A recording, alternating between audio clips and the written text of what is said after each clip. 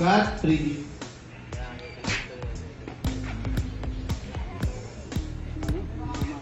La la la la.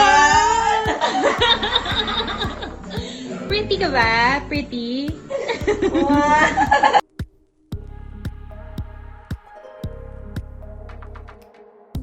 Trending ngayon sina Kim Chiu at Paolo Avellino. Ito nga ay dahil sa inilabas na behind the scene ng BUPH sa kanilang serye na What's Wrong with Secretary Kim.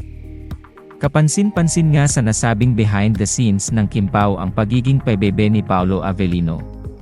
Ni nga ng Kim Pao fans ay iba ang nagagawa ng pag-ibig kay Paolo, kaya ito ganito kakulit sa set ng What's Wrong with Secretary Kim.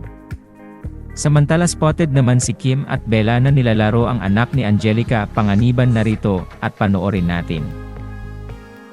La la la la. Pretty ka ba? Pretty?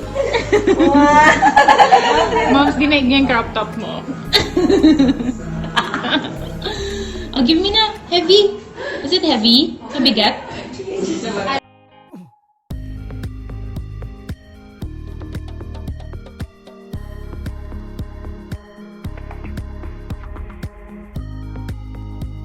Samantala miss na ng Kim Pao fans sina Kim Chiu at Paolo Avellino.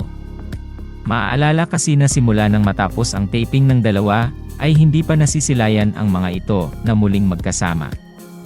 Naiintindihan naman ng Kim Pao fans na sinusulit ng dalawa ang kanilang libreng oras ngayong Semana Santa, pero hindi pa rin nila matiis na ma-miss ang dalawa, lalo na at nasanay sila na palaging naiispatan sina Kim at Paolo na magkasama.